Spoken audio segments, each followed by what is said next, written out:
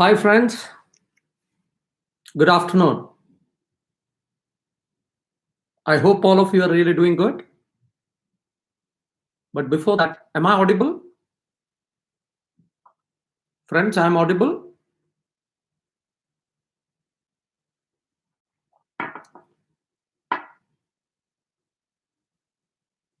Hi, Mehul, Sandra, Alicia, Anuja, Sambed, Nikhil, Pragati. Thank you, Pragati, for that confirmation. Appreciate. Akanksha, Aishwarya Patil, and rest of my friends from Balaji Group in Pune. First of all, thanks a ton for taking out time, specifically on a day like this, and that too in the evening. I could see there are 45 friends already logged in, and I was told roughly we would have any number between 100 to 200. So I'm just waiting for some more friends to join in so that we don't have to break our discussion in between. But in the meantime, or learning is happening from your respective hometowns. Very good evening, Kannan.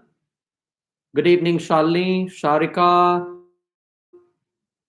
Mohammad Junaid, Sheetal, Anikesh, Samir.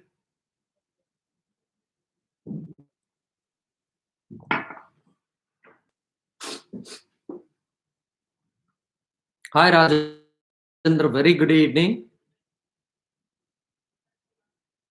Hi, Deepak. Brilliant. Brilliant.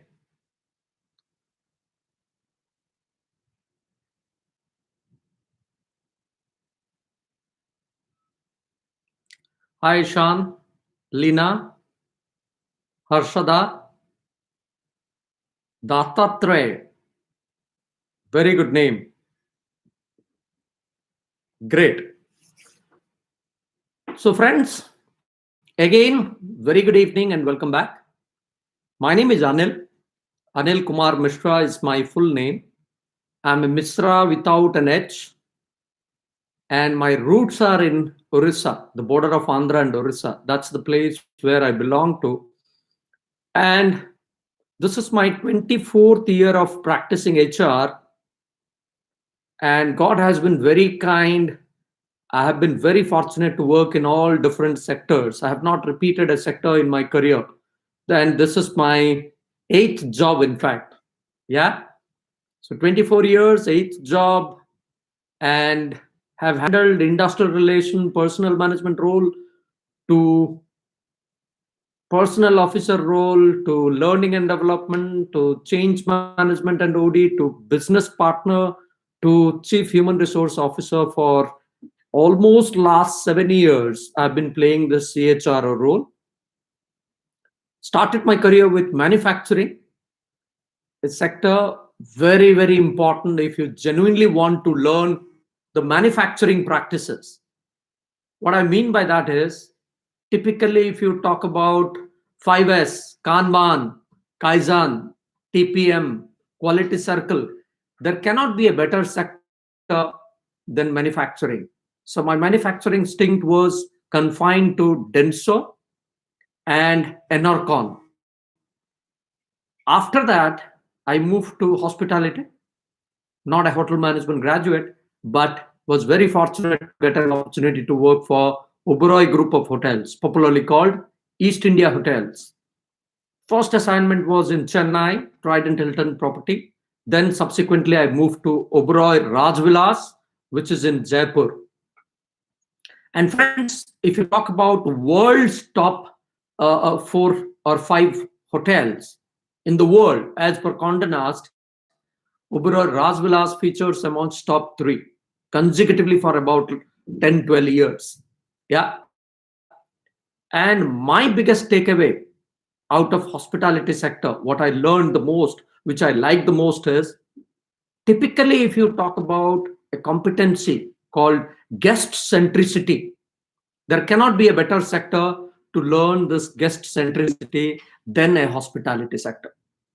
And now what I mean by this is, unlike a manufacturing sector, here you do not have a product so that that gives you time to wait. The product will hit the market, then by the time you get the feedback, it will be 6 months, 1 year, 2 year in few cases.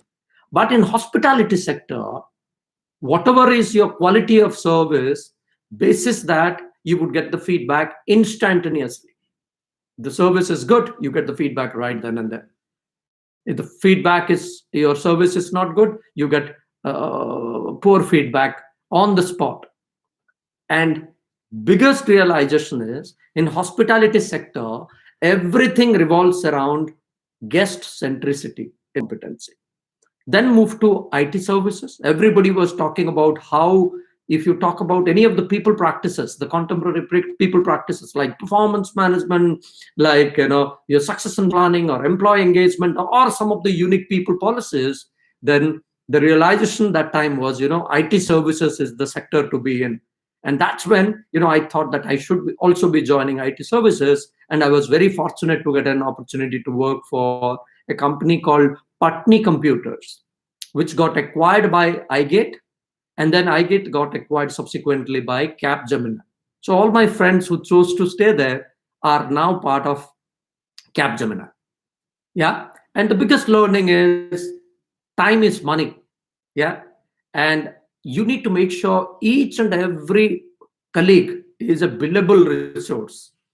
Besides the best practices confined to, employee engagement, people policies, performance management, as I said, if you genuinely also want to understand how, right kind of a resource utilization, allocation is very important. And that's money. That's what has been my biggest takeaway working for IT services companies.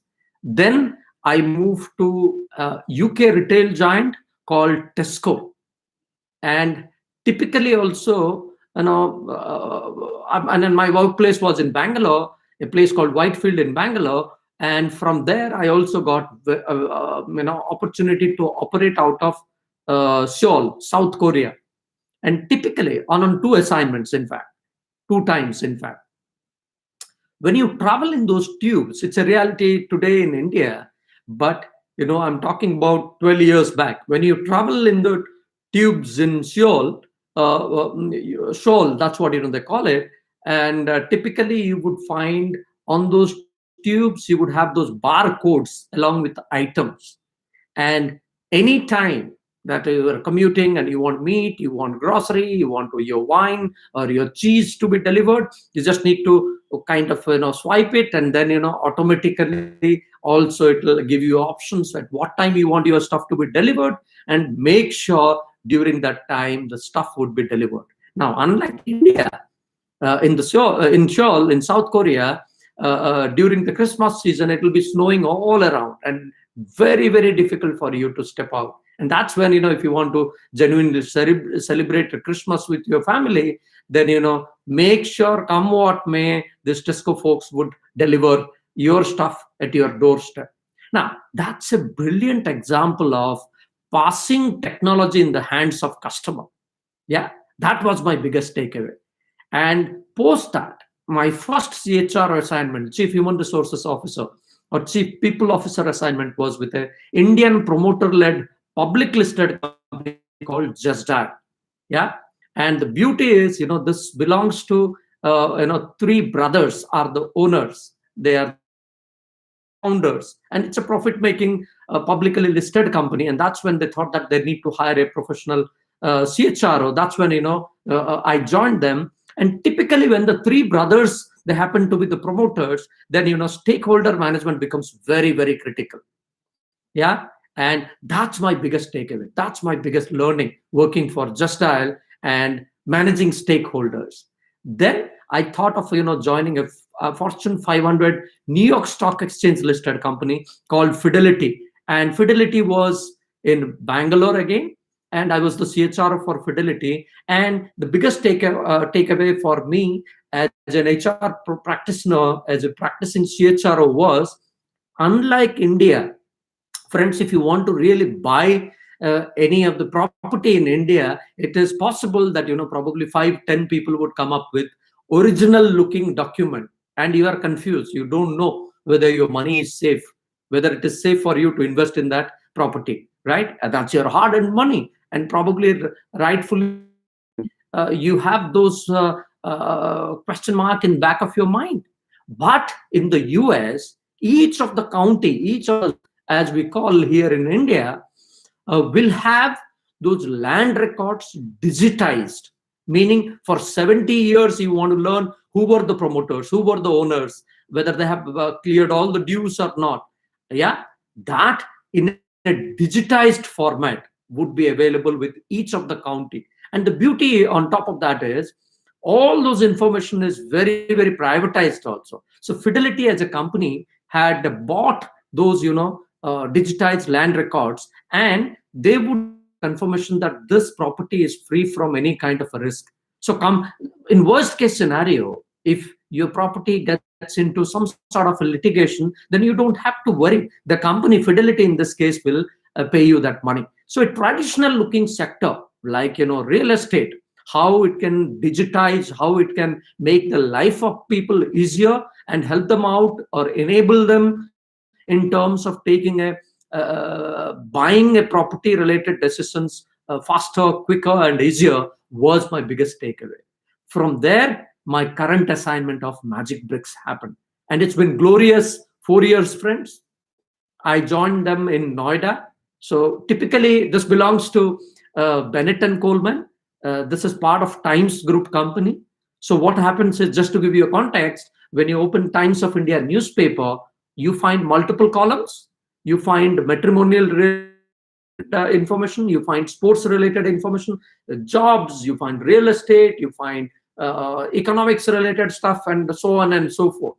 The realization about 2 decades or 3 decades back was the future is digital, and hence let's try and create companies in each of those. So while we continue to have our Times of India newspaper business running, these are also the digitized form of companies that exist today. You talk about Ghana.com, you talk about Radio Bits, you talk about ET Now, you talk about Times Internet, you talk about ClickBuzz, talk about Times Job, you talk about Magic Bricks.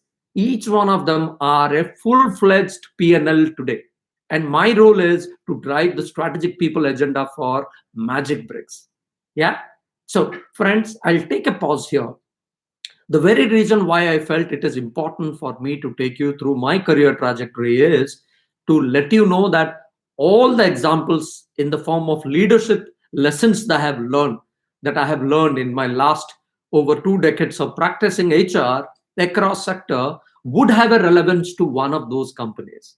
Yeah, definitely would have a relevance to one. And I'm grateful to all my managers, all those companies where I got to work, contribute, and learn in term, which I'm going to share with you in the form of leadership lessons, which is our today's theme for discussion.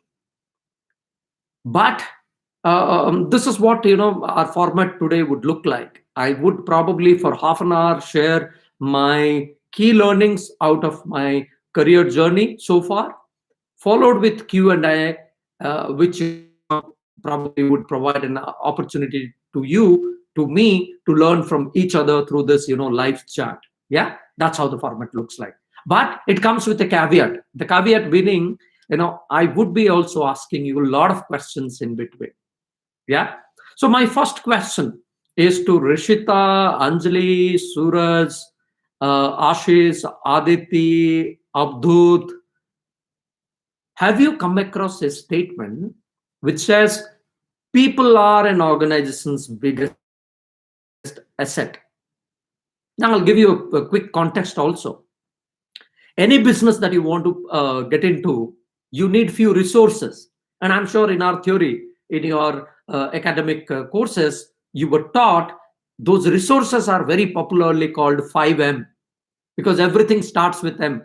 Men, don't worry, men meaning men and women both. Yeah. Or in simple term, we'll call it human resources.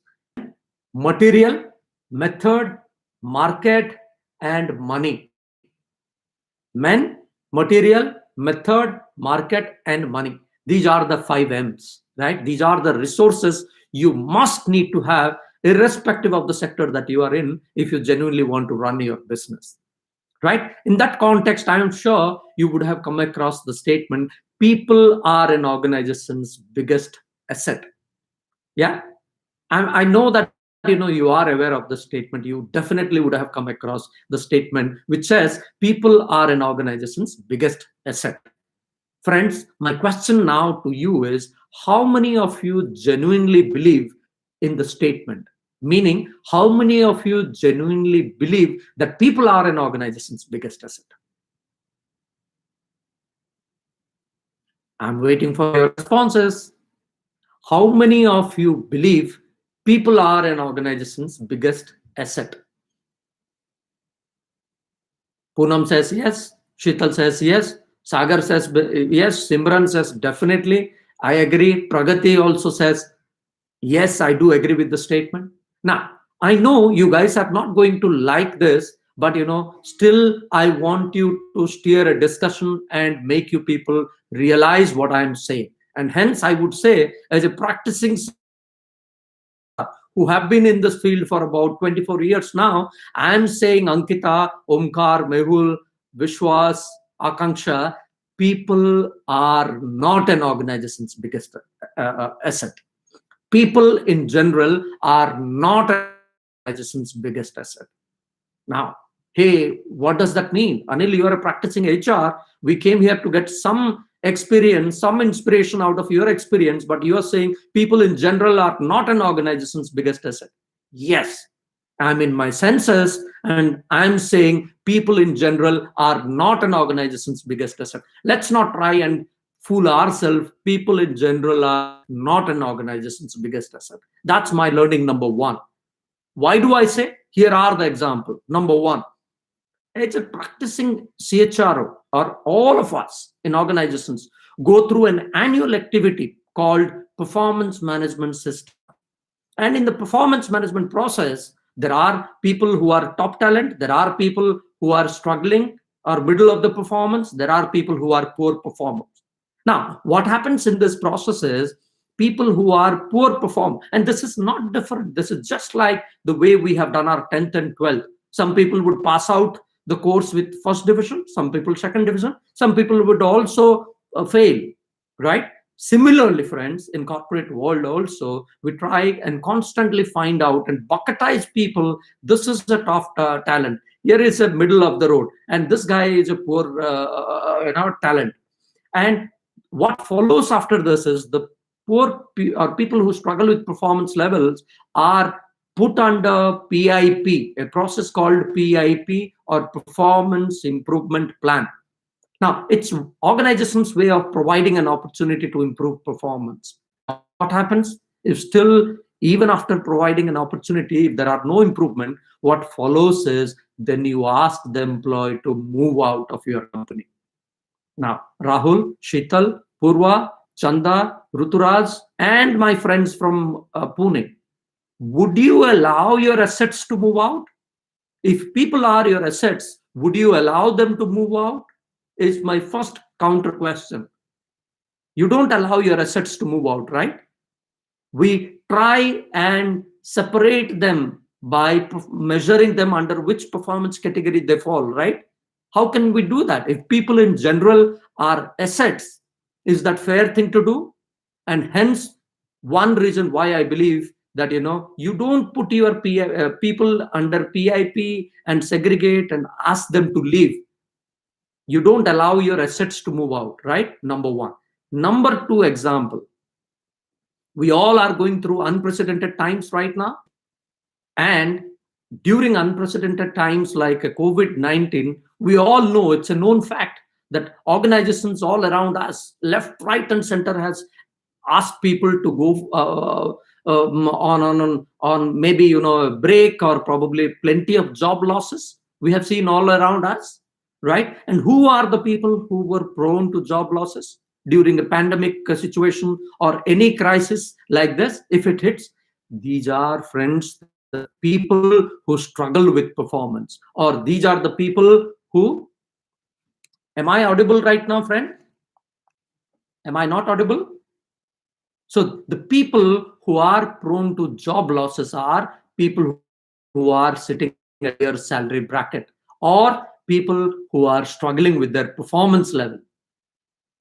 Yeah, thank you, Kirti. And hence, the only way out for people like you and I to stay ahead of any kind of uncertainty is to consistently be a top talent. Yeah. Hence, I am saying, I revise my statement. Good people are an organization's asset, not people in general are an organization's asset. Because end of the day, organizations are business entities. They want some profit maximization becomes one of the core objective of being in a business. And hence, friends, let's not fool yourself and myself. Yeah. The reality is good people are an organization's asset, not people in general. And hence, let's not accept that statement in its form, current form, that people are an organization's biggest asset. No, the reality, practical thing is good people are. Now, who are good people, Anil? Good people are those who are consistently top performer. Good people are those who have the potential to grow in their career. Good people are those who have better alignment, whose learning curve is very short, people whose attitude is very good, people who are willing to embrace change. These are the true assets of an organization, isn't it? And hence, let's change. And the realization or first learning that I wanted to pass on to all my student friends from Balaji is good people are an organization's asset. Constantly strive hard to stay in that definition of good which we discussed consistently. How can I do well? How can I bring in the element of leader? How can I go for design thinking? How can I completely innovate and every time focus more around value addition? These are the things that would truly help me out in terms of staying ahead of the race. Number one is this. Yeah, that good people are an organization's asset, but not all people in general. Number two, second realization, we all have gone through unprecedented times, or rather going through unprecedented times. Situation was horrible in the first quarter of April, May and June 2020, and now slowly we are recovering. Every organization, friends, by and large, and every leader, there were three things that were on top of their mind. Yeah. Number one, when this pandemic hit us, the number one activity which was on top of our mind was, what can you and I do to stay relevant or to stay alive? Yeah. And to survive. Survival was the number one priority in everybody's mind. And it's also a known fact, for survival, lot many organizations have initiated plenty of intervention. For example, some deferred their date of joining for new recruits. Some deferred their increment cycle. Some said no hiring, there is hiring freeze. Some said let's go for graded pay cut. Some said that there would be a job loss of probably this percentage of people, or these are the people, and so on and so forth. Was that experience a good one? Answer is undoubtedly no. Organizations had to do this just to stay relevant, just to stay alive during this situation. Yeah, because they have people to pay payroll. And April, May, June, when everybody was following lockdown measures, that is the time when absolutely business was severely impacted. There was no revenue, but you have people and other commitments to take care. And hence, organizations who were in the startupish phase, or organizations who were not profit making and were relying on this valuation game, all of them found it extremely difficult to stay afloat. Right. So first phase was, how can we stay relevant? How can we stay afloat? Yeah. And friends, I want you to make a note of this. Very, very important when you deal with people and people sensitivities. Why? Make it a point that this is not the end of crisis. In the past, We had seen in 2008, we had seen the great recession. And today we are going through COVID-19 situation. Friends, I want you to make a note. Tomorrow, there might be some other crisis. Hopefully not in the form of a pandemic, but there is no end to those kind of a crisis, right? It's bound to come. Now, what will really make you is, when your chips were down, how did you treat your people? Yeah, is very, very important, right? And during this time, while dealing with this kind of a situation, the learning that I have got is, it's very, very important to proactively go ahead and communicate with people that, are we going to continue with this mode of operating? What is happening? People were little doubtful. They had concerns that, if some of my family members or I get, this COVID-19 virus, whether my organization has got some sort of a tie-up with hospital or not, whether I'll be getting a ambulance or not, etc., etc. And on top of that, people were also concerned about, okay, job losses happening all around us, whether my job would be safe or not. These were some of the curious questions which was building some sort of an anxiety. And organizations who went ahead and communicated proactively, good, bad, ugly, everybody wants to know. They know the situation. So realization is, communication is very, very important, and organizations who did that proactively found it a little easier to manage the situation. Number two, by all means, if certain tough decisions are inevitable, if it is about a company's survival, by all means, people understand, go ahead and initiate some hard measures, right? But learning is, number three is, you cannot demean the dignity of labor. It has to be upheld all the time, right? Do not demean or put down the dignity of labor. Do it respectfully, even if you got to separate few people from your organization. Next learning is, every organization has got certain values. Yeah. And during tough times, the true test of a character is, during tough time, how did you behave? What did you do? That people remember for a very, very long time. Organization, as an organization, do not ever compromise on the value system of the company. Suppose you have treating people with respect. Respect is a value. Meritocracy is a value. High performance is a value. For short term, for short term gains, you cannot compromise on those values. Yeah. Irrespective of the times that we go, organizations or leaders who did not compromise on corporate values have found it really relatively easier to manage the situation. So these were the few learnings during the first phase, which I call, how do we survive? Number two, and in survival, let me also give you a few practical cases. Fourth learning is, every situation can be a boon for some and a bane for some. For example, during this COVID crisis, friends, every business was hit badly, but the situation brought in the best in some sector. It kind of further fostered growth in some sector. In some sector, it was badly hit. For example, manufacturing, hospitality, hotels, restaurant, bars, all of them, or probably aviation, travel management companies, all of them, they were badly hit in terms of business.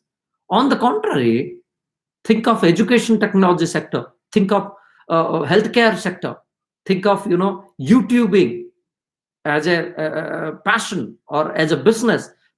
These sectors have mushroomed. And also, one more learning for me is, during this time is, always any situation, adverse situation also brings in the best in us. Yeah. For example, can you ever think of the education or learning process for kindergarten, for play school, for standard 1 2 kids to go online? So organizations who were struggling with their tech implementation or the digital transformation journey, this time were compelled to implement that. So that's a brilliant thing that has happened. Or think of a manufacturing sector. Absolutely, there was no manufacturing activity happening. For example, a car manufacturing company getting into mask production.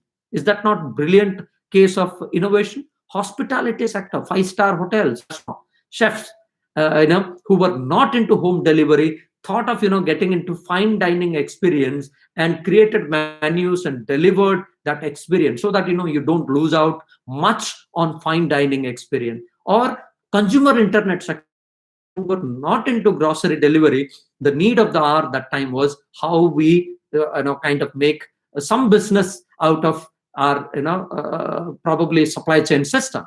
And these were some of the innovative examples of staying afloat during the first phase.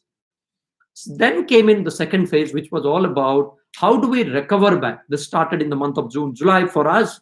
And okay, there were no business for about 6 months, absolutely no business. But what do we need to do to at least, bring back the lost ground?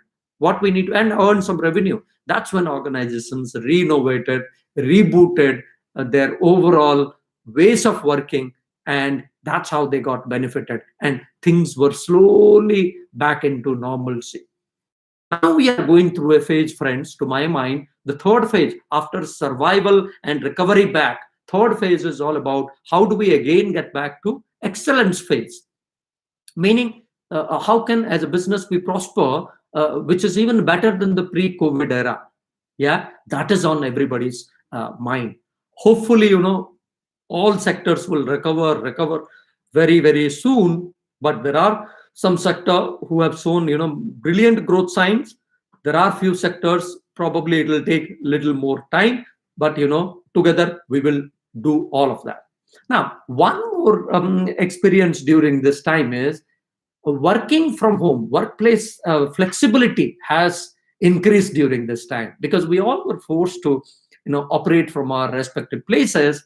And but see, when you talk about work from home, it's not a new phenomenon.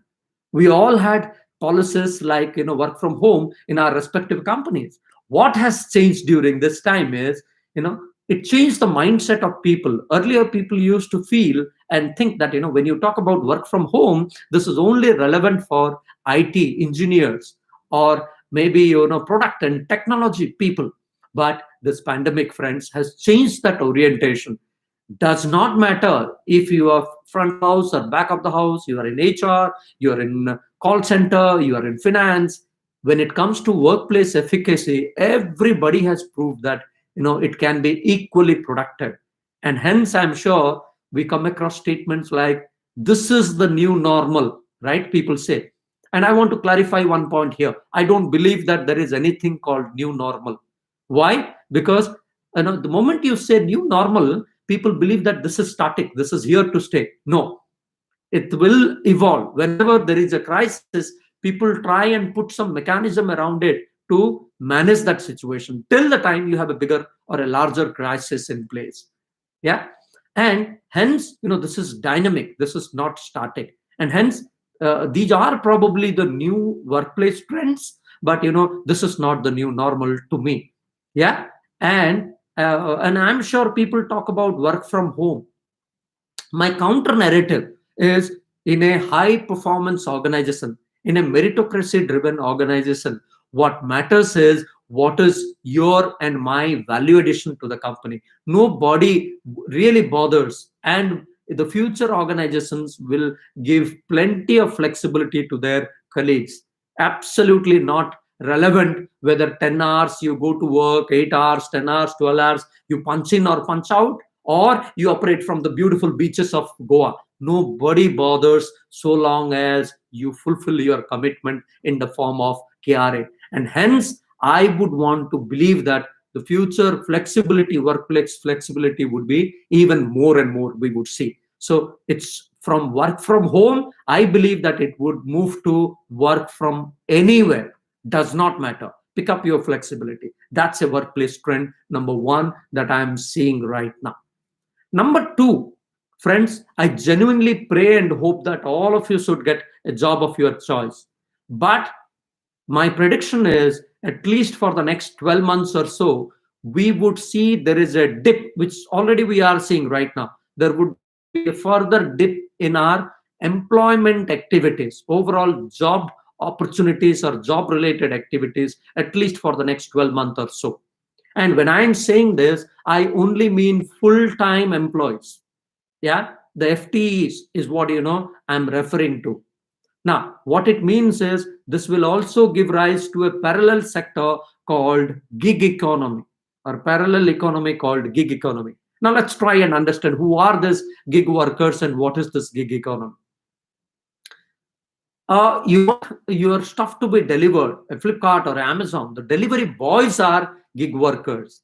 You want Uber or Ola, then these drivers are gig workers when it comes to blue collar, meaning on call services for a temporary period of time. Similarly, you want your AC to be repaired. It's not working and you want it to be repaired. What do? You dial Just Dial, or probably you go for urban company. Those technicians, they come, they rectify, then they gig out, right? And these are the examples of blue collar gig workers.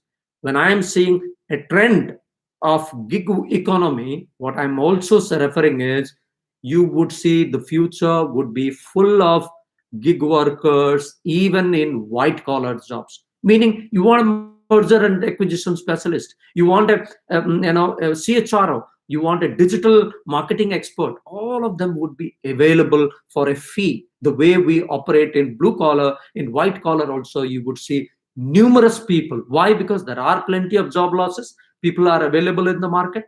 And number two is the employment opportunity during this time is not that great. Third thing is people. When you talk about Gen X and Gen Yers, millennials, or the new kids on the block, Gen Z, everybody's preference is to have their own flexibility at workplace, and they are not married. The mindset is, I'm not married to any one company. Yeah, I'm a subject matter expert. I can go hop from company to company and earn my professional fees. And friends, mind you, gig will be very, very big, at least in the next 12 to 18 months time. And globally it is estimated to be at $4.5 trillion business globally. Cut to India, it's going to touch $450 billion. And the good news for us is, India already features amongst world's top 5 nations who are extensively using this gig workers. So after US and China, number 3 is India. Then is your Mexico and Japan and other countries. So gig will be very, very big. And do you know? Again, another, it is estimated another 5 million workers, gig workers, are likely to join this sector. Now, if this is the reality, what's in it for me, sir? I'm a student, I'm waiting for my placement activity. Now, unfortunately, what it means is the placement activity might get little sluggish. You would find relatively less number of campus activity happening this time, but you would get more opportunity to be an intern, to work on any special project, live project, or to get any gig assignments, because this is the reality in Western world, in developed economies. It's already a reality. Now, this is also a time for us that to invest in ourselves. Friends, I want you to let you know one more realization this time, during this time, is we all are operating in a flexible mode right now, and there cannot be a better time than what we are going through right now, if we are genuinely interested in investing in ourselves. Yeah, but let me take a pause here and ask you one more difficult question. Sheetal, Uday, Kunal, Subham, Nisha Tiwari, Tanisha, and Nauman, and rest of my friends from Pune, why should anybody hire you? Ask this question to yourself. Because the World Economic Forum chairman Klaus Schwab, in his book titled Fourth Industrial Revolution, talks about how this fourth industrial revolution is all about 3D printing and modern Internet of Things and chatbots and so on and so forth. It also is, during this pandemic time, we need to realize the whole world is connected in a digitized economy. And in that context, I wanted to ask you, why should anybody hire you? What is so unique about you? Yeah. When somebody asks this question, you need to introspect. Why should anybody hire me is a good question. And let me try and find out. So, when people ask this question, they want to understand what is your uniqueness. When we are connected globally in a digitized world, when everybody is available in a work from home or a flexibility kind of a mechanism, then there are no restrictions. I can still hire somebody who is operating from UK, from Canada, from Japan, right? Skill has become easily accessible. And in that context, we need to find out who is my competition, who am I competing against. It is not necessarily people who would pass out from Pune, but from India, from Japan, from China, from UK, from the US, from all over the place. Everybody except you is your competition. Yeah. If you want to stay out of this, or if you want to stay highlighted, then you need to identify what is your uniqueness. Yeah.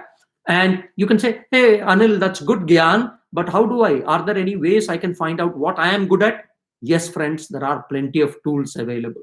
Johari window is one, 360-degree is one, Gallup's strength finder is one. If you don't believe in anything, very simplistic one, get in touch with some of your close buddies, friends, family members, ask them, what am I good at?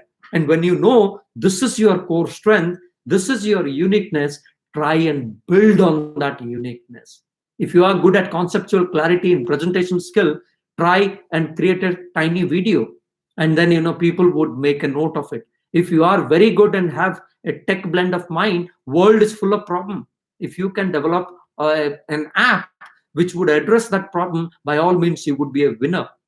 Yeah. So you need to find out what you are good at, and then the whole world would make a note of you. You don't need to send 1,000 LinkedIn invite and not getting successful at that. People do not appreciate, and people do not all the time kind of accept that LinkedIn invites we send to them. Why? Because the mindset is this is just another request. But think, if you genuinely are interested in a specific sector, if you want to probably get in touch with them, if you follow the kind of products that they have launched, or if you followed the kind of events that has happened, then try and connect, saying that, hey, this is my take on this thing. Then by sure shot, by 100% possibility, there are possibility that you would get connected. People will make a note. Here is Tanisha, here is Rahul, here is Uday, here is Kunal. These are the bright sparks. Yeah. When we talk about management graduates. So create your strength and your uniqueness and visibility. Why? Because during this connected world, in a digital economy, personal branding and networking as a skill is very, very important. You need to completely encash this, going digital and creating your personal branding. Now, friends, little deviation maybe. My age right now is 47, and 4 months back, I started during this pandemic my YouTube channel called Dr.HR, with an intent that my 2 decades of experience is meaningless if I am not going to add value to my community, the HR community or the student community. And hence, every week I make it a point to interact with young minds like you. And that is a great opportunity for me to derive some energy from you. At the same time, my way of giving back to society, right? And in the process, unconsciously, you would also see that your personal branding also goes up. So, long story cut short, at 47, friends, if I can do, nothing should stop you. Age has got no relevance. Yeah. Create what you are good at and create a visibility that will take you quite far. This is the learning that I want to leave it with you.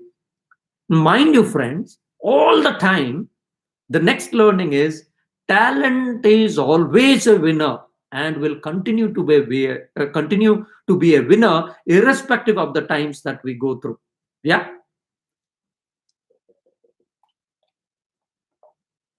What it means is, even during lockdown period of April, May, June, hiring has not stopped for critical positions.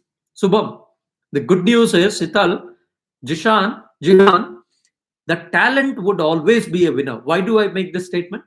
I have seen it irrespective of the time. Or you say that there is a hiring freeze, still organizations go and hire, yeah, for critical talent. So if you are a good talent, there would not be a dearth of job opportunities.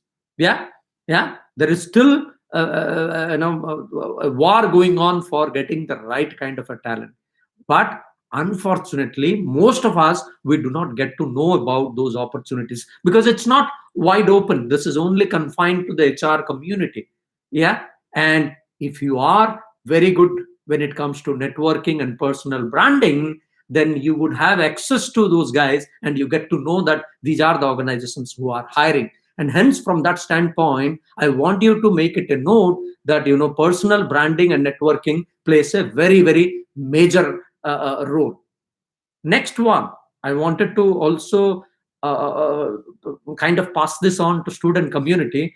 There are for every job there is a job description. When we hire, we look at that job description as a reference point, and then we try and say if there is a fitment. If there is a fitment, we say that yes, let's go ahead and hire this guy. During this time, I have seen there are few unwritten competences which has gained significant importance. For example, problem solving approach. For example, design thinking. For example, emotional intelligence. For example, growth mindset. For example, taking people along. For example, digital savviness. But you guys are blessed. You are born and brought up in high speed internet era, and your digital savviness is 100 times better than people like me, right? And that's a strength. Try and create some strength. Add a new course, new skill to your overall existing courses. And that's when, typically you have that visibility and you earn that USP, your unique selling proposition or your competitive advantage, which will really help you out in making a career transition or getting a right kind of a job or creating those visibility. Very, very important. Second thing, friends, even the hiring process is also going through a change. Meaning, example, during good times, what we used to do when we were not following lockdown, the hiring, the campus drive, for example, we will land in your campus, we will meet up in person, we would have multiple screening criteria, we would shake hand, we will have a face-to-face interaction. Now, how we do our hiring processes? The shortlisting of profiles happens through a telephonic interview. If you qualify, if you are successful, then the next one happens through video conference or video interview like this, what we are doing right now. Yeah. And offer also gets released through this mode. The beauty is, friends, a face-to-face interview, the competencies required in face-to-face interview versus a telephonic and a video kind of a conference or video interview, all the competency requirements are different. My question to you is, how well are you prepared? For example, in a telephonic interview, it's your articulation skill, it's your depth of knowledge, it's how you sound, the pitch, the tonality, all of that is very, very important. And clarity of thought. These are important and these are probably under evaluation, constant evaluation. In a video conference or a video based interview, your posture, yeah, your clarity of thought, your eye contact, your shoulder movement, overall this is called gating, the process of how you move, your body move, that shows your confidence, that shows your preparedness, that shows your focus, your energy, your passion, all of that. This gets noticed in those video based interviews. Now each of those three techniques, they require different ways of preparation. So standing in front of a mirror, looking at how you appear, what about your body posture, is very, very important and requires a bit of practice. I would request you that besides picking up a new skill during this time when you have got plenty of time at your disposal, it's also equally important to work on those softer aspects which I call life skills. These are not, there is no hard skill and soft skill. Soft skill meaning communication, ability to take people along, motivation, leadership, all of that. When you talk, the moment you say these are soft skill, people assume this is easy to acquire. No, for me, these are life skills. If you are good at your oratory skills, your presentation skill, your ability to motivate a team, always you would find your career trajectory flying very high, irrespective of the stream that you belong to. isn't it? And hence take this as life lessons, yeah, as life skills, and work on that. I am sure you would be a successful person. Yeah. Before I conclude, I want you to just leave out with this example, with this thing. Crisis, as I said, we have seen that in the past. We are going through one, and there would be also plenty of crisis in the future. The true test of a character for people like you and I, as a professional, is any kind of adverse situation that you come across. There are only two outcomes. One, there could only be two reactions. Yeah, one, fight. Number two, flight. I'll try and give you an example to make it easier.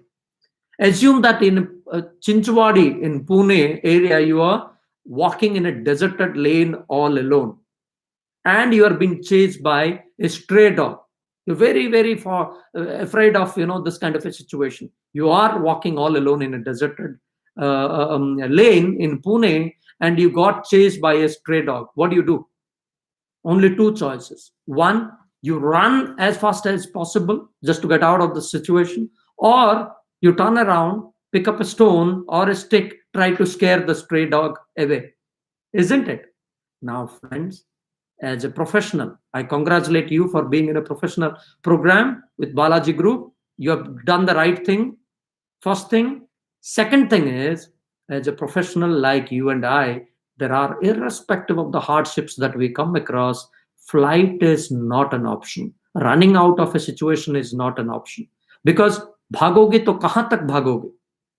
Everywhere there would be similar kind of a situation. And one time you develop the courage to face the situation head on, your confidence level will go up. And hence, flight is not an option. Fighting out is an option. And I pray and hope that all of you would really be ready and prepare yourself and go and conquer the world. All the very best. I thoroughly enjoyed interacting with you. And I pray and hope again that all of you should get job of your choice. All the very best. Stay positive and test negative. All the best. Now this is question and answer time.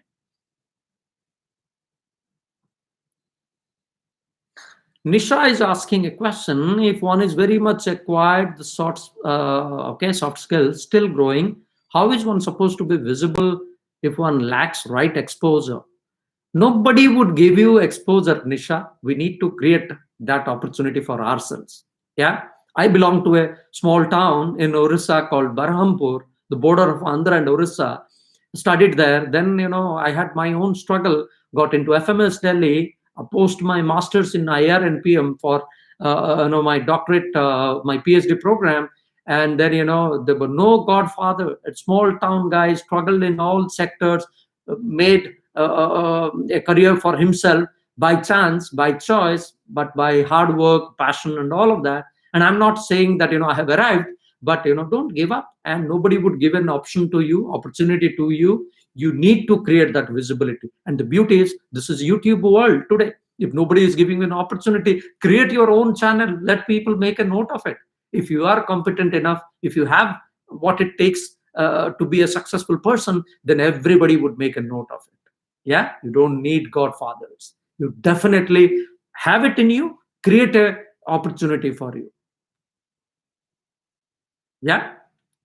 So thank you so very much, friends. Let me know if there are any other questions. Pragati, how can we work for a personal branding and networking? Share your views. One, I said, first try and understand what you are good at. There are steps. Understand what you are good at, meaning find out what your strengths are. Then it's always advisable to do something in your strength so as to create visibility. Yeah. So create that, and automatically once you have that visibility, then people would want to understand who is Pragati, and they would then stay in touch with you, or probably if you reach out to them, they'll know, hey, I know this Pragati. She is available. She is pretty much visible in social media, and these are the work that she has done. Everybody would get to know about this. Yeah, very, very important. And of course, during this time, I don't know, whatever way I can help you out in terms of probably giving you some tips or advice, feel free to reach out to me. I don't guarantee that every time and all your queries would be answered, but definitely I would make an endeavor to guide you if I have a solution to that. Yeah, so I'm available on LinkedIn. uh, Anil Kumar Misra is my name. And of course, I've created this YouTube channel called Dr.HR with an intent, as I said, to share the practical nuances of managing people and giving you also insights from across different geographies. So, not necessarily confined to only Indian HR practitioner. Across the globe, I am connecting. So, there are content available, roughly around 50 videos. Go through them, and I'm sure you would find it useful. And don't worry, there are also funny videos in the form of HR satires. Learning should happen. How it happens is not important. And hence, I hired some professional artists and created some snippets, some videos. Go through those. You would be definitely liking those,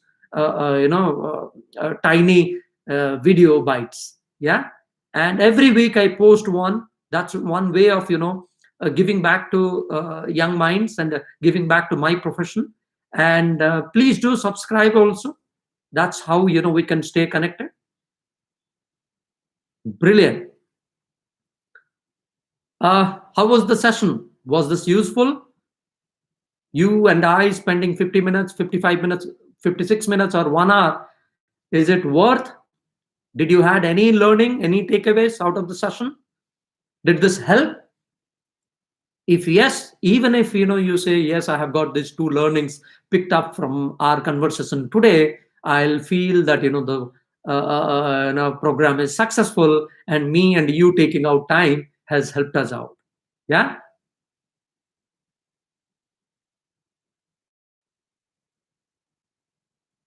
Yes, I think Gaurav is very smart guy.